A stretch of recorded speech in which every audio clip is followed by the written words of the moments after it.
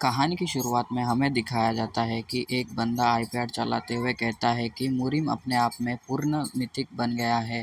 वास्तव में वो अब कोई भी इसे गंभीरता से नहीं लेता। तभी उसका गाड़ी चलाने वाला ड्राइवर कहता है कि क्या यह बेस्ट के लिए नहीं है। हालांकि यह सोचना परेशान करने वाला है। हमारे आसपास स्पेशल पावर लोग छुपे हुए हैं। तभी आईपैड वाला बंदा कहता है कि असली प्रॉब्लम यह सब जानने के बाद होने वाली असुविधा है। तभी ड्राइवर हंसते हुए कहता है कि लगता है कि आपको प्रमोशन नहीं मिला मैनेजर की पोस्ट पे।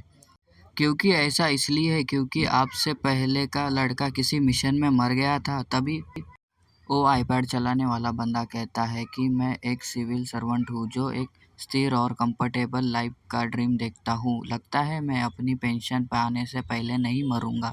क्या मुझे इस अवसर का लाभ उठाते हुए संन्यास लेना चाहिए? इसके अलावा किसी प्रकार के हाई स्कूलर के लड़के में इंटरेस्ट है मुरीम का। तभी वो अपने आईपैड में एक लड़के का प्रोफाइल देखता है। उसका चेहरा हमें दिखाया नहीं जाता। तभी ड्राइवर कहता है कि क्या आप उसे अभी मिलने नहीं जा रहे हैं? तभी वो कहता है कि हाँ, लेकिन क्या हुआ, उस हाई स्कूलर की उम्र इतनी नहीं होनी चाहिए कि वो होश में आ सके। अगर मैं उसकी जगह होता तो मैं मुरीम दुनिया में शामिल नहीं होना चाहता। तभी ड्राइवर कहता है कि हाँ, यही सही है। निश्चित रूप से वो एक अजीब बात है। तभी सीन शिफ्ट होता है और हमें एक लड़के को दिखाया जाता है जो बिल्डिंग के छत पे खड़ा होता है। तभी वो कहता है कि मुझे आश्चर्य है कि क्या मैं मरने से पहले एक महान मुरीम लोगों से मिलने का मौका मिलेगा। तभी वो लड़का डरते हुए जंप करने जा रहा होता है। तभी उसे कोई कहता है कि जाओ जंप करो। तभी वो लड़का डर जाता है और आजू बाजू देखता है। तभी वहाँ पे एक लड़का दिखाई देता है। तभी वो लड़का कहता है कि क्या कहा, वह लड़का वहाँ कब से था? तो क्या हुआ, मैंने अपना सुसाइड नोट पहले से ही लिख दिया है। मैं यह सब सही ख़त्म कर दूंगा। मुझे बस अपनी आंखें बंद करनी करनी ज़रूरी है। तभी दूसरा लड़का उसे कहता है कि ऐसा नहीं लगता कि तुम वह करना चाहते हो। तभी वो पहले वाला लड़का उसके पास देखता हुआ कहता है कि क्या वह कब से इतना करीब आ गया? और वो उसके पॉकेट के हुए लगे हुए बैच पे देखता है कि वो सेकेंड ईयर का है। तभी वो लड़का कहता है कि कोई कहता है कि मरने से पहले एक व्यक्ति का जीवन उसकी आंखों के सामने चमकता है। चाहे वो खुशी हो या दुखी, उन्हें ये सब एक ही पल में दिख जाता है। लेकिन क्या तुम जानते हो कि सुसाइड करने वाले व्यक्ति को सबसे बड़ा पछतावा क्या होता है? यह विचार कि अंतिम उपयोग के रूप में उन्हें खुद को त्याग देना होगा। ये सुनकर पहले वाला लड़का डरता है और कुछ बोलता है कि फिर वो कहता है कि ऐसे बात करना बंद करो जैसे कि तुम्हें पता है क्या तुम पहले ही मर चुके हो। ये सुनकर सेकंड ईयर वाला लड़का कुछ सोचता है। फिर पहले वाला लड़का रोते हुए कहता है कि क्या तुम्हें लगता है मैं ऐसा सिर्फ इसलिए कर रहा हूँ क्योंकि मैं ऐसा करना चाहता हूँ? मैं भी जीना चाहता हूँ। मैं पूरे जीवन अपनी लाइफ जीना चाहता हूँ। लेकिन किम यून की वजह से, क्योंकि वह कमीना मुझे हर समय परेशान करता है। आखिर वह मुझसे चाहता क्या है? तभी वो अपना शर्ट ऊपर करते हुए कहता है कि ये देखो, उसने मेरे साथ ऐसा सिर्फ इसलिए किया क्योंकि मैंने उसे खाने पीने का काम ठीक से नहीं किया। फिर भी मेरे लिए उसने मेरे पैसे लेता है और काम करवाता है। वह मुझे मारता है, मुझ पर थूकता है और यह तक भी नहीं तो वो मेरे को दूसरे लड़कों के सामने मेरी पैंट निकाल लेता है। ये बातें सेकंड ईयर वाला लड़का बड़े ही ध्यान से सुनता है। फिर वो आगे कहता है कि क्या तुम जानते हो इससे अधिक मज़ेदार क्या है? निश्चित रूप से वो गलत था, लेकिन बाकी लोग ने मेरे साथ ऐसा व्यवहार किया मानो मैं कोई बेवकूफ़ हूँ। मुझे ऐसा लग रहा था जैसे मैं हर दिन मर रहा हूँ। मैंने अपने होम टीचर से भी मेरी मदद करने के लिए कहा और क्या तुम जानते हो कि उन्होंने मुझसे क्या कहा? उन्होंने मुझसे कहा कि अगर मुझे स्कूल में कोई समस्या है तो मेरे लिए बेहतर होगा कि मैं उनके लिए निपट लूँ। क्या पागल है? किसी किसी के साथ संबंध बनाने के ज़रूरी है? मैं भी यहाँ मर रहा हूँ। मैं मरना ज़्यादा पसंद करूँगा। अगर इस दुनिया में मेरे साथ इसी तरह व्यवहार करती रहे तो बेहतर होगा कि इसे सब पीछे छोड़ दिया जाए। वो बहुत रोने लग जाता है और कहता है कि क्या मैं गलत हूँ? तभी ये सेकंड ईयर वाला लड़का कहता है कि तुम ठीक कह रहे हो, लेकिन अगर तुम ऐसा सोचते हो। तभी वो पहले वाले लड़के के पीछे आके उसे धक्का देने जाता है। ये देख के पहले वाला लड़का रोते हुए, डरते हुए और ऊपर से नीचे गिरने लग जाता है। तभी सेकंड ईयर वाला लड़का कहता है कि तब तुम्हें मरने का अनुभव कराना बुरा नहीं होगा। तभी पहले वाला लड़का नीचे गिरते हुए, रोते हुए चिल्लाने लगता है और कहता है कि मुझे धक्का दे दिया, और वो ज़ोर-ज़ोर से रोने लगता है। तभी वो अपने आँखों के सामने उसके जीवन की पल देखता है। तभी उसकी माँ दिखाई जाती है। वो अपनी माँ के साथ हँसता रहता है और फिर अपने बर्थडे का सीन, ऐसे ही उसको फिर अपने पूरे लाइफ की विज़न दिखती रहती है। फिर वो देखता है कि जिसने उसको परेशान किया होता है वो बंदा दिखता है। फिर वो कहता है कि किम यू, वह सब उस कमीने के वजह से हो रहा है। अगर इसी तरह मेरा जीवन समाप्त हो गया, वह हरामी, मुझे उसे एक बार मारना चाहिए था। वह बहुत गलत है। फिर हमें ब्लैक स्क्रीन दिखाया जाता है और तभी वो लड़का कहता है कि क्या मैं मर गया? फिर उसको आँखें खुलती है और फिर कहता है कि मैं यहाँ है। तभी हमें क्लिनिक दिखाया जाता है और वो कहता है कि मैं यहाँ क्यों हूँ? मैं ये अर्थ पर अभी क्या हुआ? फिर वो वही सोचने लगता है कि क्या वह एक सपना था या शायद कहा वहाँ कोई भूत था। ये सब कुछ वो शुरू से लेके सोचता है। तभी कुछ लड़के दरवाज़ा खोल के अंदर आते हैं। उसमें से एक लड़का किम था, जो कहता है कि कांग, अजय, यह हरामी, मुझे पता था कि तुम यहाँ थे। उसे देखकर कांग डरने लग जाता है और कहता है कि आई यू। तभी हम उसे अभी कांग बुलाएंगे अब से, ठीक है।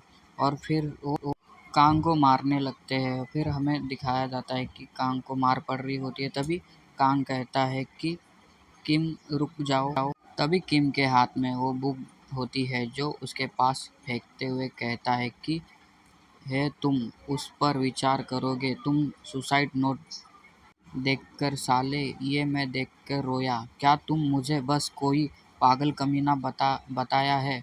ये सुनकर कांग की तो पूरी तरह से फट जाती है और वो मन में कहता है कि क्या यह कोई सपना नहीं था, लेकिन मुझे यकीन है।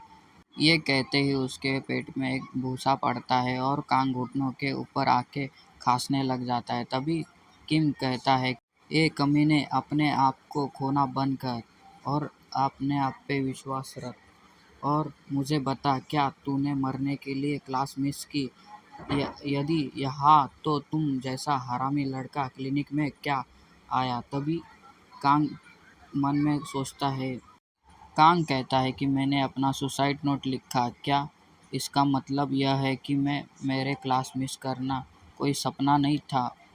तो वो लड़का छत पर ये बोलते ही वो डरते हुए जो हुआ था उसके याद करने लगता है। फिर कांग अपना मुट्ठी बंद करते हुए कहता है, सही, क्या उससे कोई फर्क नहीं है कि यह सपना था या नहीं? मतलब पीछे से वह एहसास बहुत अजीब था। तभी किम उसका सर अपने हाथों से पकड़ता है और अपने इधर खींचता है और कहता है कि तुम अकेले खुद को नहीं मार सकते, क्या मुझे तुम्हारी मदद करनी चाहिए? तभी कांग हाँफते-हाँफते कहता है कि मुझे पहले से ही काफ़ी पछतावा है, और वो अपने हाथों की मुट्ठी बनाता है और कहता है कि इस तरह का व्यवहार किया जा रहा है। तभी किम कांग को ज़ोर से एक थप्पड़ मारता है और तभी कांग कहता है कि धत तेरी की, मेरा शरीर उस तरह से नहीं चल रहा जैसा मैं चाहता हूँ। तभी किम एक थप्पड़ मारने जा रहा होता है। तभी कांग खुद को कहता है कि मूव कर जल्दी भाई। कांग अपना एक पंच बनाते हुए कहता है कि भले ही मैं मर जाऊँ और मुझे कोई पछतावा नहीं होगा, और कांग अपना पंच किम के ऊपर मार देता है। तो उस पंच को आते हुए किम उसको डॉज कर लेता है। तभी किम अपने दोस्तों के पास देखकर कहता है कि देखो, ये अब मुझसे फाइट करने जा रहा है। के दोस्त हंसने लगते हैं। फिर किंग उसके ओर एक किक मार देता है और कहता है कि कमीने, बस हार मान ले, तेरे जैसे हारे हुए लड़के की हिम्मत कैसे हुई। तभी कांग अपने आप को संभालते हुए दोनों हाथों को फाइट करने के लिए तैयार करता है और कांग कहता है कि जारी रखना, मैं अभी भी कर सकता हूँ, बस तुम्हें मुझे पीटने दो। ये सुन के किम हंसते हुए कहता है, इस बदमाश के साथ क्या है, और अपना पंच बनाता है। कहता है, ठीक है, आइए देखते हैं आज तुम्हारे पास क्या है।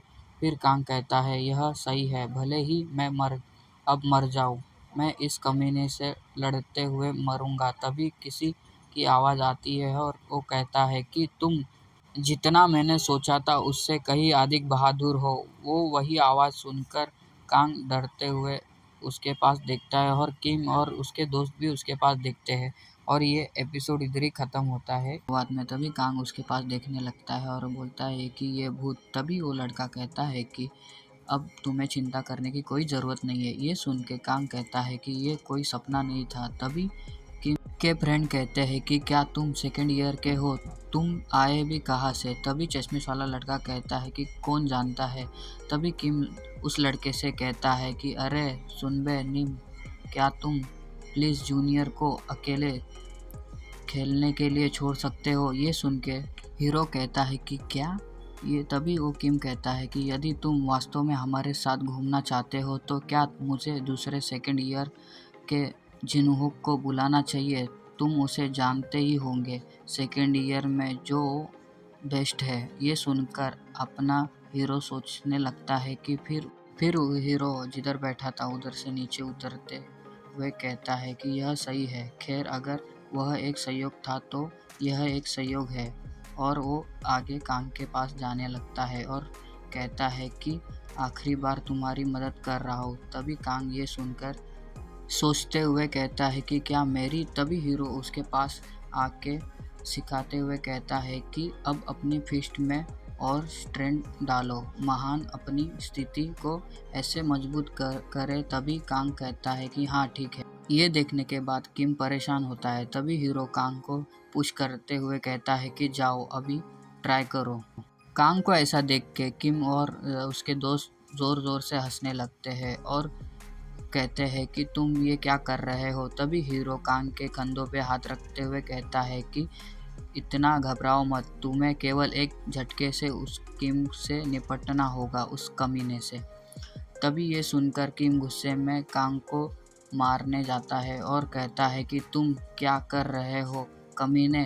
तभी कांग भी उसके अपना और पंच बनाता है। तभी हीरो अपना एक उंगली कांग के पीछे मारता है तो कांग सीधा किम के ओर बढ़ जाता है। फिर तभी हीरो कांग के हाथों के इधर अपनी एक उंगली टच करता है तो बड़ी रफ्तार से कांग का पंच किम के फेस पे जाके लगता है। तभी हम देखते हैं कि कांग ने उसे एक ही हिट लगा दी होती है।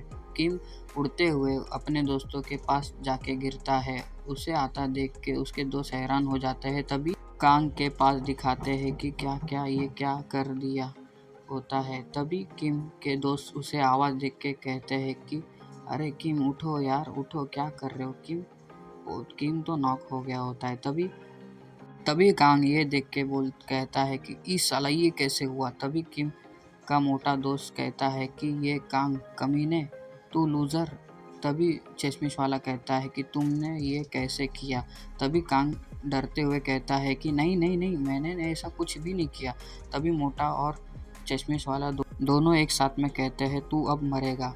ये सुनकर कांग कहता है कि नहीं नहीं, सच में यार मैंने कुछ भी नहीं किया, और डरता है और फिर शांत होता है और दोनों के फेस के नीचे से ऊपर दो हाथों से सीधा पंच करता है और दोनों को नीचे गिरा देता है और वो नॉक हो जाता है। ये देख के कांग तो खुद सदमे में होता है और हाँफते हाँफते उन तीनों की ओर देखता है और फिर अपना दांत पीसते हुए कहता है कि क्या मैंने कर दिया। तभी हीरो उनकी ओर बढ़ जाता है और कहता है कि जैसा कि तुमने अपेक्षित था, तुम वास्तव में मजबूत हो। तुम पहले ही प्रयास में सभी को नॉक कर दिया। हम देख सकते हैं कि तीनों भी बेहोश हो चुके हैं। फिर हीरो कांग के पास देखकर कहता है कि अच्छा काम किया।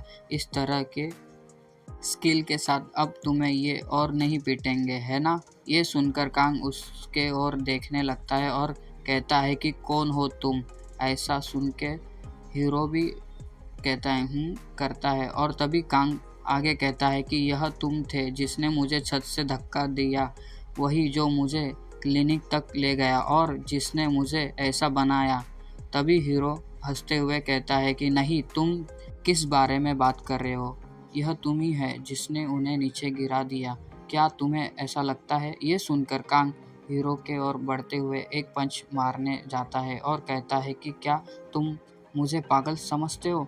उसको हता देख अपना हीरो भी उसको देखने लगता है और फिर कांग उसको पंच मारता है। तभी हीरो उसका हाथ पकड़ लेता है और कहता है कि शांत हो जाओ, तुम अचानक ये क्या कर रहे हो? तभी कांग कहता है कि तुम क्या हो, भूत हो या एलियन या और कुछ?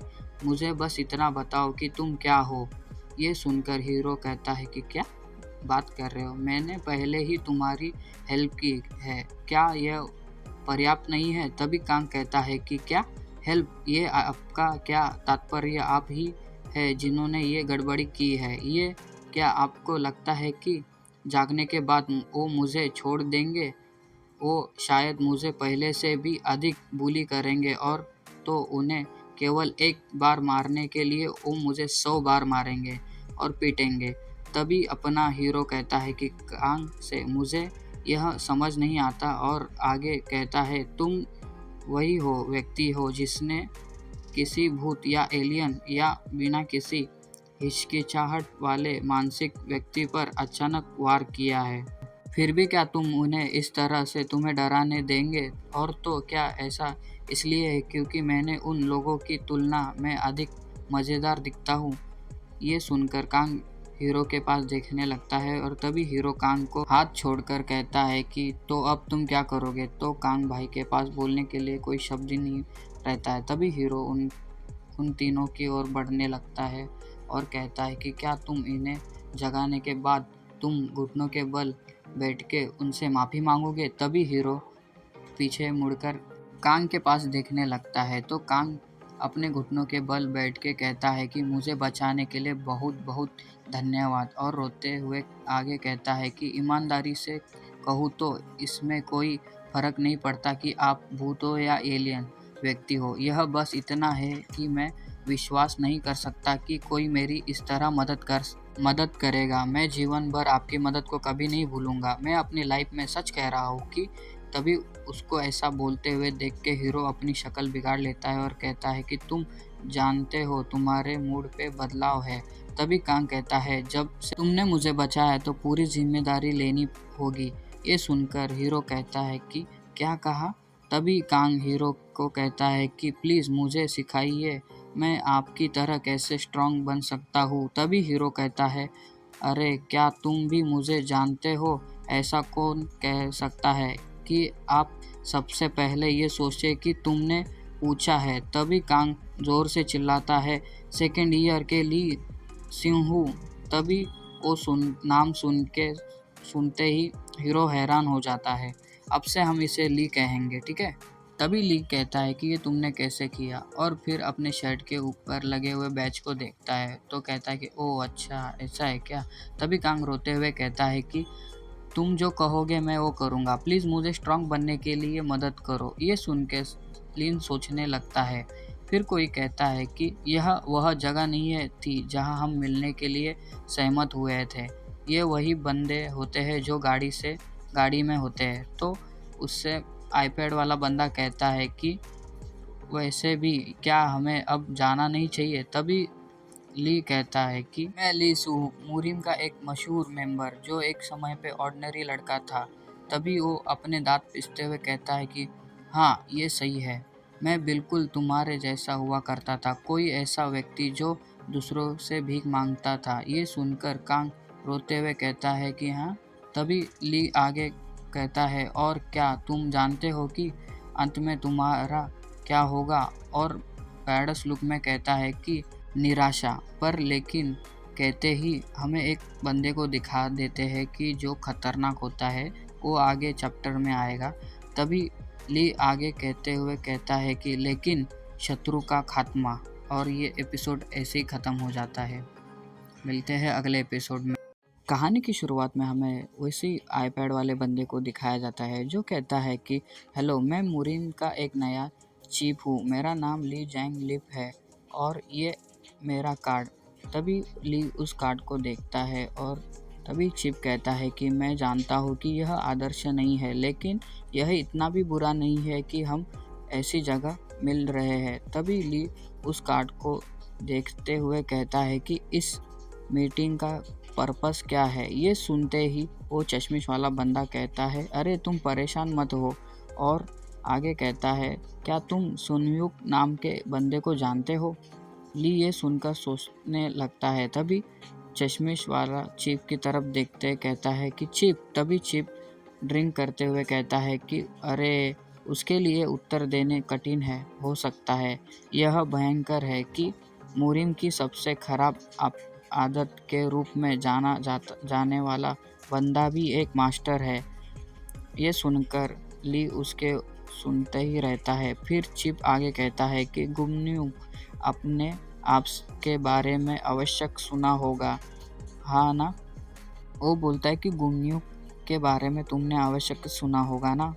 वह एक खतरनाक टेररिस्ट ग्रुप शैडो वॉरियर का बॉस बन गया है। जब उसने ग्रुप को लीडरशिप में संभाला है, वो और अधिक स्ट्रॉन्ग बनते जा रहा है। अब वो अन्य देशों पे अपनी पावर और प्रभाव का विस्तार कर रहे हैं, इसीलिए इसके साथ वो पूरी दुनिया को जीतने के समक्ष हो गया है। इसके अलावा क्या आप जानते हो कि क्या वो हाल ही में मुरीम तक पहुंचने की कोशिश कर रहे हैं। ये सुनकर ली कहता है उससे तुम्हारा क्या मतलब है। तभी चिप कहता है कि मैं वास्तव में आपका मदद मांगने के लिए आया हूँ। जितना सरकार और मुरीम एक दूसरे के साथ काम करना पसंद नहीं करती और वो टेररिस्ट ग्रुप को देश में कार्य करने की अनुमति देना अस्वीकार्य है। यदि आपको आप सुनियोग के बारे में कोई जानकारी हो तो चिप उतना कहते ही जो ड्रिंक कर रहा था चिप उसके कोका कोला ग्लास वाले पे कुछ आके हाथ से चमक जाता है और फिर वो उसे देखने लगता है। ये देख के चिप भी चौंक जाता है और तभी ली कहता है कि मैं सिंपल और क्लियर कहता हूँ, मेरे लिए गुमनू सिर्फ एक दुश्मन है, तो प्लीज़ मुझे इस बारे में अब और परेशान ना करें। तभी चिप उस कोका कोले ग्लास को देखने लगता है, कैन को, तो देखता है कि जो कार्ड ली को दिया गया होता है वही कार्ड कोका कोला के कैन पे अंदर तक धंसता है, मतलब अंदर चले जाता है। फिर अपना ली उधर से चले जाता है। उसको जाता हुआ देख के चश्मिश कहता है आप उसकी पहली ही छाप के बारे में क्या सोचते हैं। तभी चिप कहता है बहुत अच्छा, मुझे जो जानकारी प्राप्त हुई उससे मुझे ऐसा लगा कि वह सिर्फ ए बॉय था, लेकिन मुझे एहसास हुआ कि वह बहुत गुस्से में है। और चिप कार्ड निकालते हुए कहते हैं कि इसलिए मैं वह गड़बड़ी देखना चाहता हूँ जो वह कर सकता है। फिर सीन शिफ्ट होता है और हमें एक डिस्क दिखाया जाता है जिस पे कूड़ा होता है। तभी कांग ये देख के सोचने लगता है ये उसका डेस्क रहता है और वो उसका क्लासरूम रहता है। तभी कांग कहता है कि वह मेरी सच्चाई थी। क्या हर कोई ऐसा इसलिए है क्योंकि मैं मर गया और जीवन में वापस आ गया। और कांग उन लोगों के तरफ देखते हुए आगे कहता है कि मुझे लगता है कि वो मुझे पहले से अधिक ध्यान से देख रहे हैं। ये हमेशा सोचता हूँ कि वो किम के पक्ष में थे और वो सभी मुझ पर हंसते रहते हैं। अब मुझे एहसास हुआ कि उनमें से कुछ लोग मेरे बारे में चिंतित है। फिर वो अपना डेस्क साफ करते हुए कहता है हो सकता है कि हर किसी ने यह पूरा समय मुझे न देखने का नाटक करने में बिताया हो ताकि वो किम के लिए एक टारगेट ना बन जाए। अब मैं इस बारे में सोचता हूँ मैं किम का टारगेट क्यों बना, ये सोचता ही रहता है। तभी किम क्लास के अंदर आ जाता है और ज़ोर से चिल्लाता है कांग साले। ये आवाज़ सुन के कांग भाई की तो पूरी फट जाती है और वो डरने लग जाता है। किम कांग के पास आते हुए कहता है कि तू साले कुत्ते के बच्चे। उसको आता देख के कांग खुद से कहता है कि मन में पैनिक मत हो, और कांग अपने निर्णय लिया कि आप डरते हुए जीवन नहीं जियोगे। फिर वो अपनी मुट्ठी टाइट करते हुए आगे कहता है, यदि वो मुझे पर हमला कर सकता है तो मैं भी उस जवाबी हमला कर सकता हूँ। यदि मैं कम से कम एक हिट लगा सकता हूँ। उतना कहते ही किम एक जोर से पंच उसको लगा देता है फेस पे, और कांग पंच खाने के बाद पीछे जाके डेस्क पे गिर जाता है, और तो उसके मुंह से खून भी निकल आता है। तभी किम आगे उसे पूछता है कि तूने पहले कैसे किया। ये उसी बारे में बात कर रहा होता है कि एक हिट में ही नॉक। तो किंग कांग को कॉलर पकड़ते हुए कहता है, मुझे बता तुझे ऐसे कैसे किया कमीने। तभी कांग उसके पास देखने लगता है, तो तुम कुतिया के बच्चे, तुम्हारे फिर से आके खोलने की हिम्मत कैसे हुई। एक और पंच उसके फेस पे मार देता है, और मार खाते हुए देखते हुए तभी सभी लड़के डर जाते हैं। और तभी किम आगे कहता है, मुझे जवाब दो। तभी किम का चश्मिश वाला दोस्त कहता है, किम फिर से पागल हो गया है। किम कांग को गिरा के हुए उसके ऊपर बैठ जाता है और मारने लगता है। तभी कोई उसको कहता है कि स्टॉप करो, ये एक लड़की होती है जो क्लास में होती है।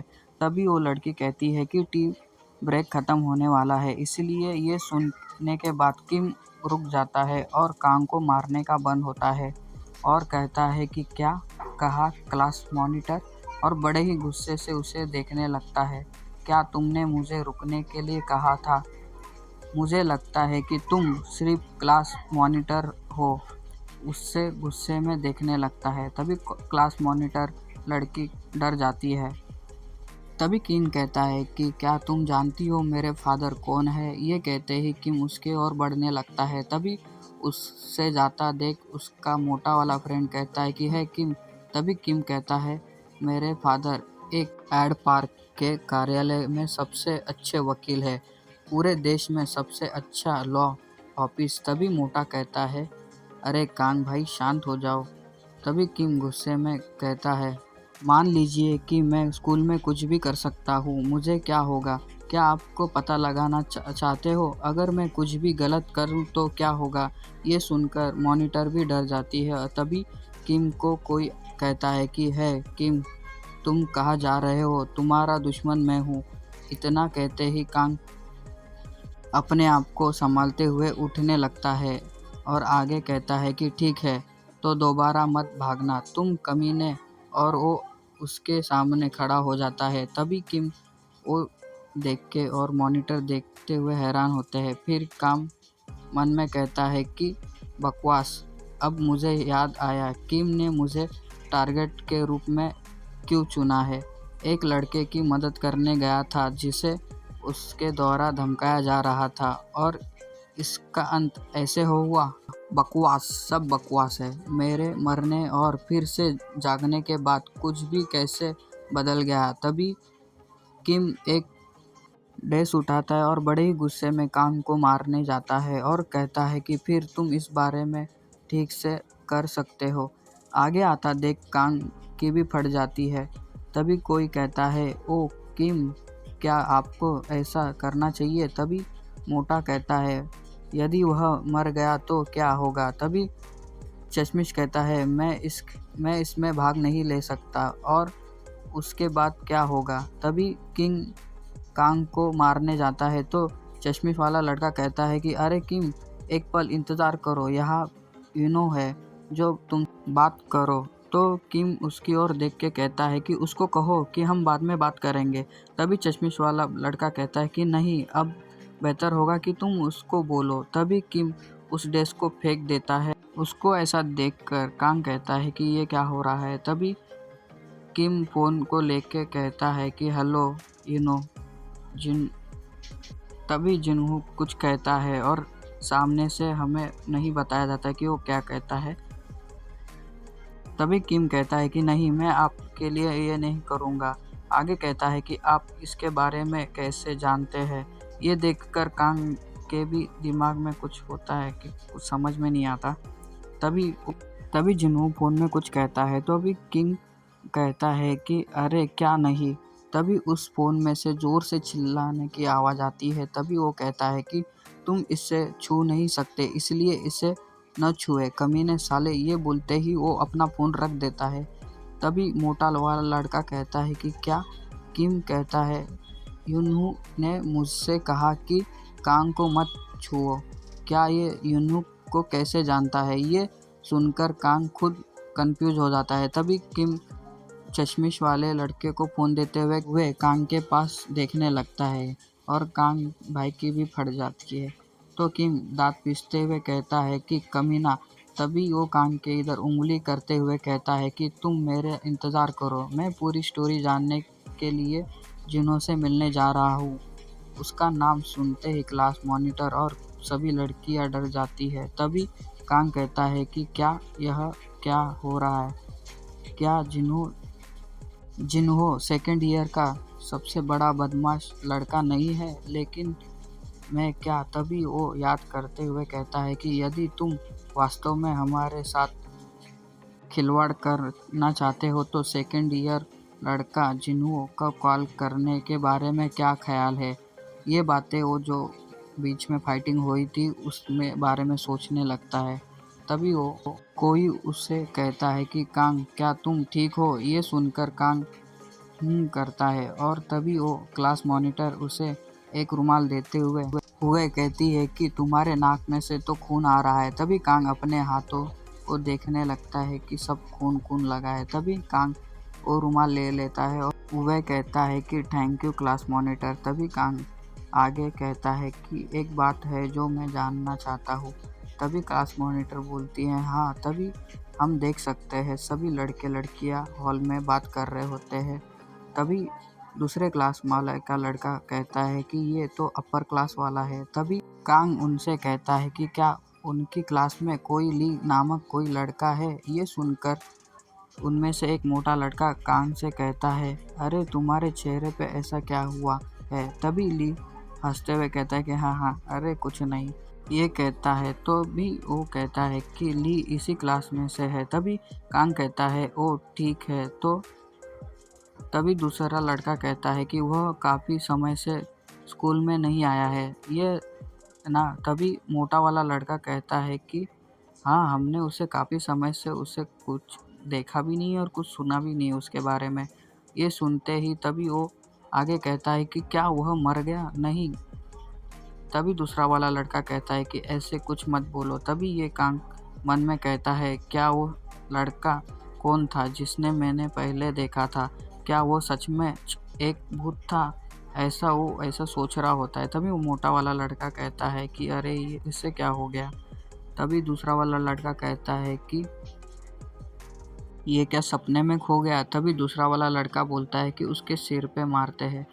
तभी वो लड़का दूसरा वाला कहता है कि अरे उठो लड़के। तो उन लोगों को ऐसा देख के एक लड़का होता है। तभी वो टकलू बंदा और एक पीले वाला बाल लड़का कांग के पास देखने लगता है। फिर कांग हॉल में चलते हुए कहता है कि इसका कोई मतलब नहीं बनता कि वह एक लड़का सचमुच भूत था। और वो अपने नाक से रुई निकालते हुए कहता है कि आगे कहता है कि नहीं, वह नहीं हो सकता।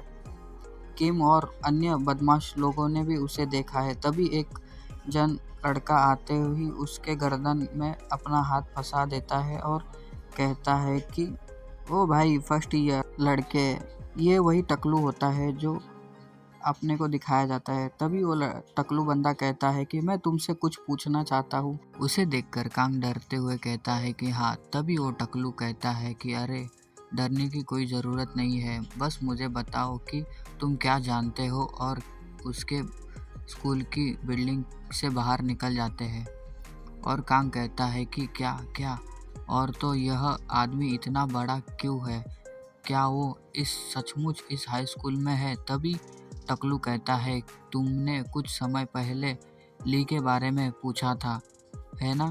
तभी कांग डरते हुए कहता है कि हाँ, लेकिन इतना कहते ही पीछे से कोई कहता है कि रुक जाओ कुछ समय। ये सुनकर टकलू और उसके सभी दोस्त पीछे मुड़ के देखने लगते हैं। तभी हमें एक खूबसूरत महिला दिखाई जाती है जो लड़की होती है। तभी वो औरत कहती है कि आपसे एक पल के लिए मैं बात कर सकती हूँ। उसको देख के कांग का मुंह खुला हो जाता है। तभी उनमें से हरे वाला बाल वाला लड़का कहता है कि क्या? तभी पीले वाला लड़का कहता है कि ये लड़की कौन है? हरे बाल वाला लड़का कहता है मुझे नहीं पता। वह एक स्टूडेंट की तरह नहीं दिखती है, लेकिन एक टीचर बनने के लिए वह बहुत छोटी है।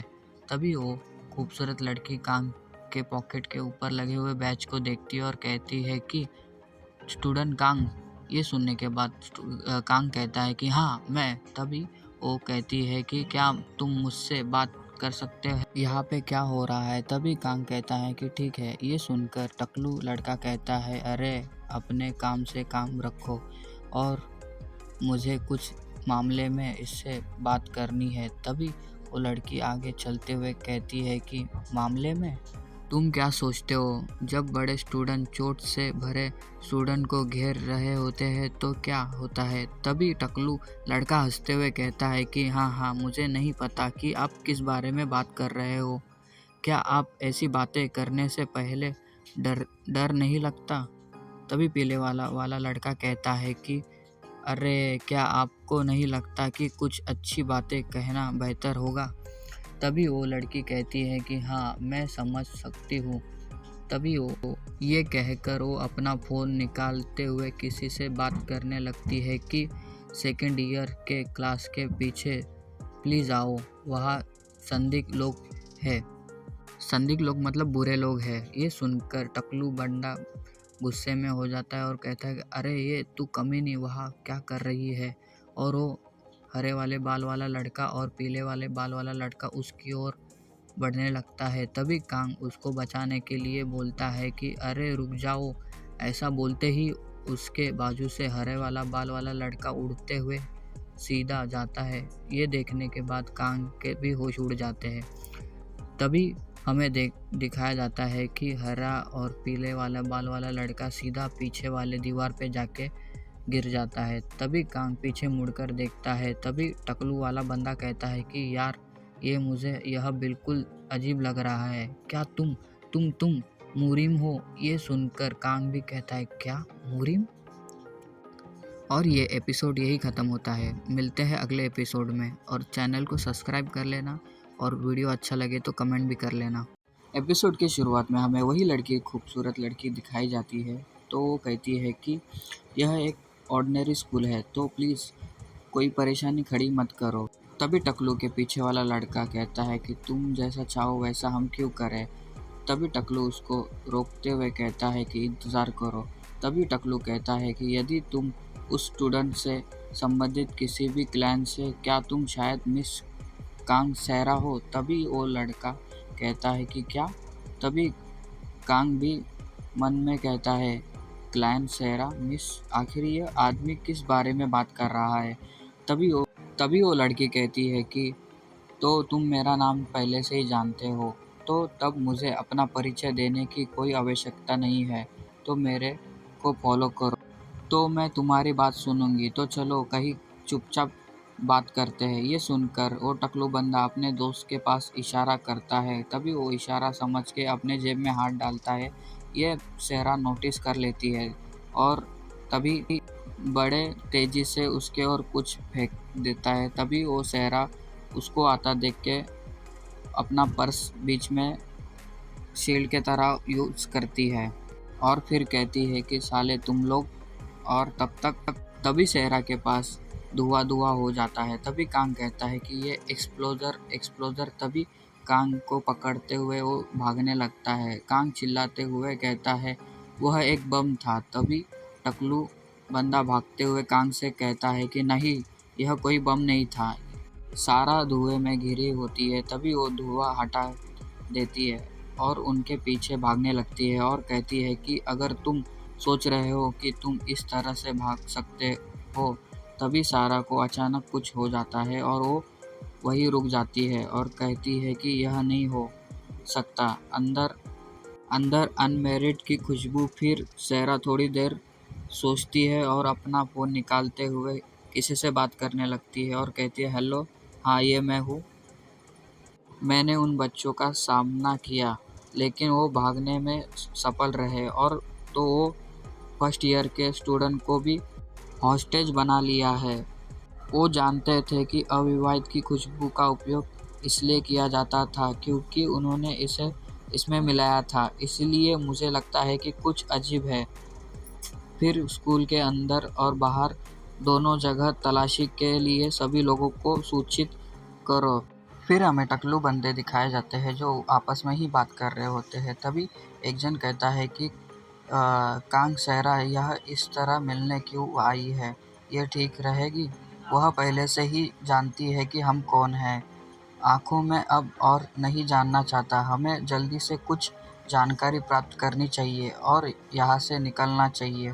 टकलू आगे से कहता है कि वैसे भी अब जब नौबत यहाँ तक आ गई है तो आइए थोड़ी बातचीत कर लेते हैं मेरे दोस्त। ये वो अपने कांग से कह रहा होता है। तभी कांग ये देखकर कहता है कि फिर कांग से पूछने लगता है कि तुम ली के बारे में तुमने उसे देखा है ना? कहाँ है वो? तभी कांग कहता है तुम मुझसे क्या पूछ रहे हो? तभी टकलू कहता है कि तुमको जानने की ज़रूरत नहीं है। ये सुनकर कांग टकलू से कहता है कि तब मैं तुम्हें नहीं बताऊंगा। ये सुनकर टकलू कहता है क्या? तभी कांग उससे कहता है मैं यह फेयर है। केवल तुम ही वो जान सकते हो जो तुम्हें जानना चाहते हो। मेरे पास भी कुछ बहुत सारी चीज़ें हैं जो मैं उसके बारे में जानना चाहता हूँ। आइए इन्फॉर्मेशन एक्सचेंज करते हैं। ये सुनकर टकलू कहता है ओह ऐसा है। ये लड़का मुझे लगा कि तुम कायर हो, लेकिन तुम तो काफ़ी हिम्मत वाले हो। ये बोलते ही वो टकलू कांग के बाजू में अपना एक पंच मारता है। उस पंच को देखकर कांग की तो फट जाती है, फट से चार हो जाती है। तभी टकलू कहता है चलो बताओ नहीं तो मैं तुम्हें मार दूंगा। ये सुनकर कांग उसके पंच को देखने लगता है और मन में सोचता है लगता है।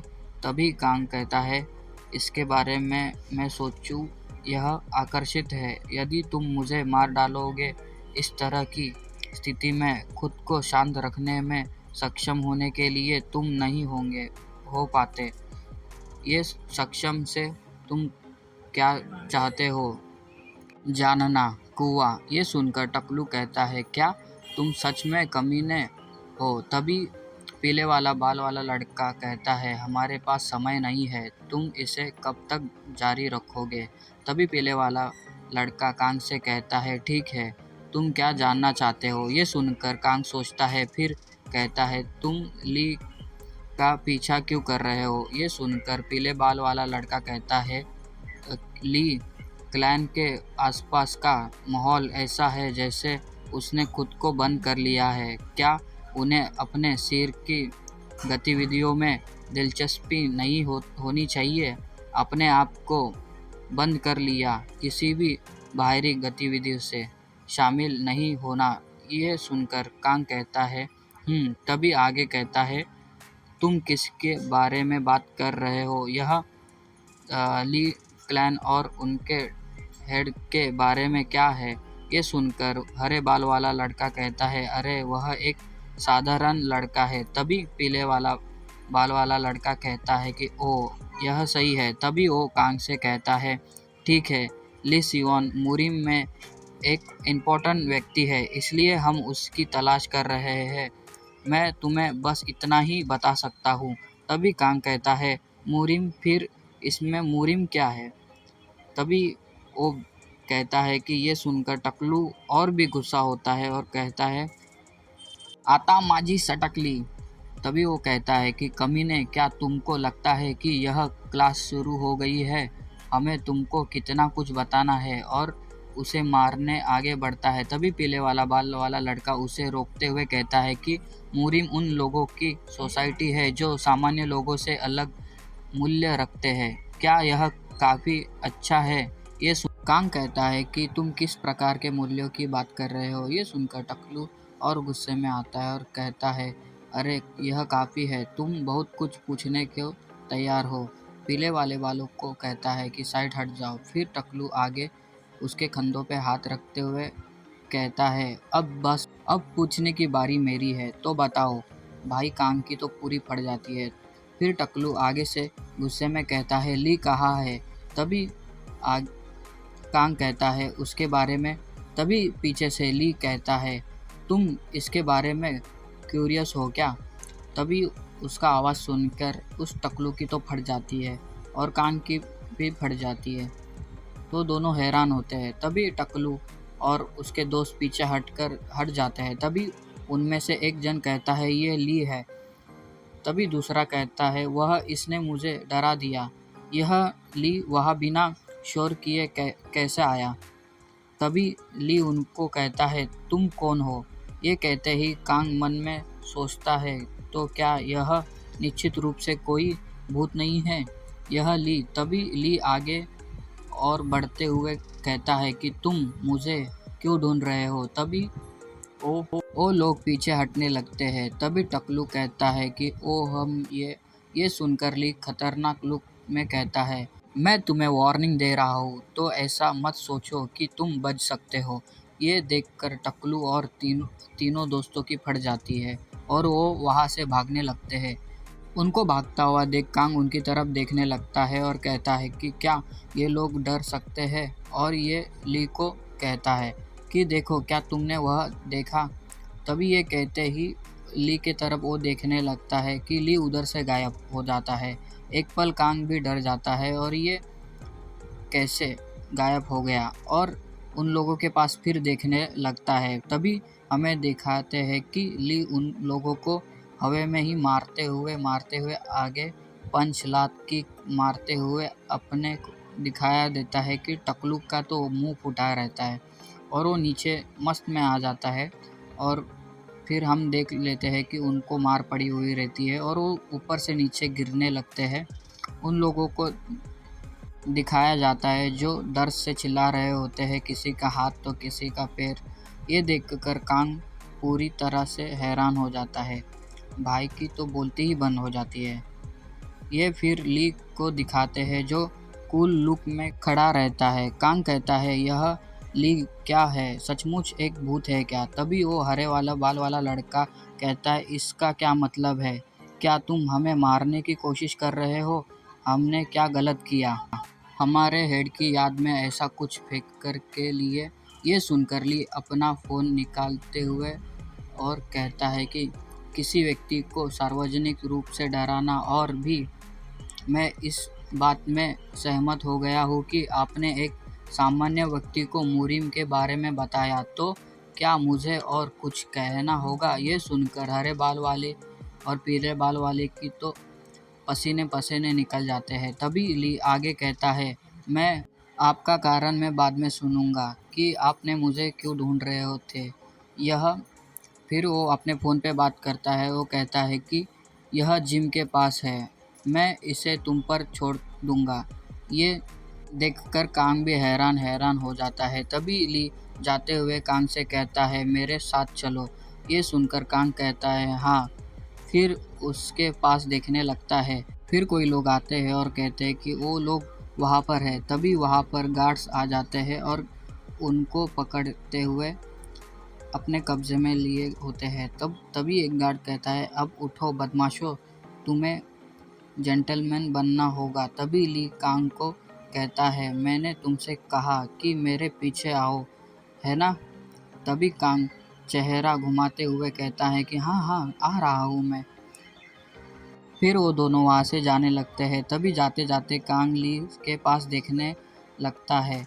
यह ली वहाँ वास्तव में क्या है? उसको इतना कुछ है कि पहले ही उसकी एक्सप्रेशन डरावनी थी। तभी ली कांग से कहता है, तुमने वह देखा है ना? तभी कांग सोचने लगता है।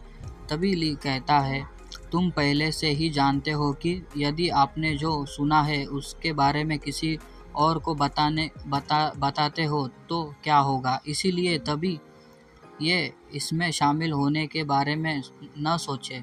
ये सुनकर कांग को शायद समझ में नहीं आता। तभी कांग कहता है, ली अब आपको देखकर लगता है कि आप एक दयालु व्यक्ति हो। ये सुनकर ली उसके ओर देखने लगता है तो कांग आगे कहता है कि एक प्यारी स्माइल देते कहता है कि आप मुझे यह बात बता रहे हो क्योंकि आप चिंतित थे, है ना? इसके बारे में सोचूं, क्या आप वही थे जिसने यूंग को बताया था? क्या मैं यह सही हूँ? इसके बारे में जानना था, इसीलिए मैं आपके क्लास में गया, लेकिन उन्होंने मुझे बताया कि आप क्लास मिस कर रहे हो, तो मुझे बहुत आश्चर्य हुआ। वैसे ही ली, वहाँ पहले क्या था? आपने वहाँ कैसे किया? वह आपकी पावर है क्या? ये सुनकर ली कुछ नहीं कहता। क्या आप भी मुरीम का हिस्सा है? ली उससे कहता है, तुम रुको, मैं तुमको चेतावनी दे रहा हूँ कि यह कोई मजाक नहीं है। यदि कुछ गलत हुआ तो तुम्हारी मौत हो सकती है। तभी ये सुनकर कांग कहता है, कोई फर्क नहीं पड़ता कि ये सुनकर ली भी सोचने लगता है, क्या? कांग कहता है हंसते हुए, मैं आज मरने वाला था, लेकिन तुम्हारा थैंक यू, मैं जीवित हूँ। खैर, मैं इसके बारे में एक बोनस के रूप में सोचूंगा। तभी ली कहता है, तभी कांग कहता है, मेरे मतलब मैं सचमुच नाखुश था। मुझे लगा कि इस दुनिया में हर कोई मुझ पर हंसता है और मुझे नफरत करता है। उस विचार के कारण मैं बहुत निराश हो गया, इसलिए मैं छत पर गया था, लेकिन जब मैं यह सोचकर उठा तो मेरे मर गया। दुनिया पहले से बिल्कुल अलग दिखती है। मैं देख सकता हूँ कि इस दुनिया में हर कोई मेरा दुश्मन नहीं है। हमारे क्लास में मॉनिटर ने भी किम के खिलाफ मेरी साइड ली। तभी मुझे पता चला ऐसा कि किम लगातार बदमाशी के कारण हुआ, जिससे मुझे वह देखने में रोक रही थी। यही कारण था ये कि मुझे वह बताने के लिए मौका। वास्तव में आपके आभारी हूँ, क्योंकि अगर मैं यह नहीं जानता था कि और बस मर गया होता, मुझे ऐसा लगता कि यह गलत था। ये सुनकर ली शांत हो जाता है, फिर कहता है कि वापस जाओ, क्लास शुरू होने वाली है। तभी कांग कहता है कि हाँ ठीक है। तभी कांग झुकते हुए कहता है कि ली, मैं अब जा रहा हूँ। ये सुनकर वो वहीं खड़ा रहता है, फिर कहता है, क्या तुम अभी भी यहाँ से क्यों नहीं गए? फिर कांग अपना फ़ोन निकालते हुए कहता है, यदि संभव हो तो आप आपका नंबर दे सकते हो। ये सुनकर ली गुस्से में पीछे देखता है तो कांग डर जाता है और कहता है, पूर्व अपेक्षित मैं नहीं कर सकता है ना? ली आगे जा रहा होता है। तभी कांग चिल्लाते हुए कहता है कि ली, आज क्या हुआ? मैं इसे सीक्रेट रखूंगा, क्योंकि मैंने इसे फिल्मों में बहुत देखा है। ये सुनकर ली पीछे देखने लगता है। तभी सामने से सहरा कहती है, जब कांग हाजे की बात आती है तो तुम उस स्थिति की तुलना में काफ़ी सक्रिय लगते हो जिसमें तुम वर्तमान में थे। ये सुनकर ली शांत रहता है, उसकी ओर देखने लगता है। फिर ली कहता है, सहरा नूना, आपकी बॉडी? तभी सहरा कहती है, मैं ठीक हूँ, मैं बस थोड़ी देर के लिए पैरालाइज हो गई हूँ। और आगे कहती है कि ऐसा लगता है कि उन लोगों को मुरीम के स्पेशल फोर्स डिपार्टमेंट में द्वारा आदेश दिया गया था, जैसा कि तुमने अपेक्षा किया था। ये सुनकर ली कहता है, मुझे क्षमा करें सहरा नूना, ये मेरी वजह से हुआ। तभी सहरा कहती है, तुमको माफ़ी मांगने की कोई ज़रूरत नहीं है। यह मेरी गलती है कि खतरनाक लोगों को स्कूल में प्रवेश किए, लेकिन मुझे नहीं लगता कि आपको आगे आने की ज़रूरत थी। ये सुनकर ली खामोश रहता है। फिर ली कहता है, क्या आपको इस बात से परेशानी है कि मैंने मदद की? तभी सहरा ली के पास देखने लगती है और कहती है कि जानिए आप कैसा महसूस करते हैं, लेकिन मुझे जिस चीज़ की अधिक परवाह है वह है। ये कहते ही सीन शिफ्ट होता है। हमें बिल्डिंग के बाहर एक ब्लैक कलर की गाड़ी दिखाई दे रही थी। तभी उस गाड़ी का दरवाज़ा खुलता है। हमें एक न्यू कैरेक्टर दिखाते हैं जो बाहर आके हुए कहता है कि आज वह दिन है जब हम उस भूतिया बूढ़े आदमी से सीक्रेटली रूप से मिल रहे हैं। तभी ये एपिसोड यही ख़त्म होता है और मिलते हैं अगले एपिसोड में। और कहानी अच्छी लगी तो कमेंट और सब्सक्राइब कर लेना।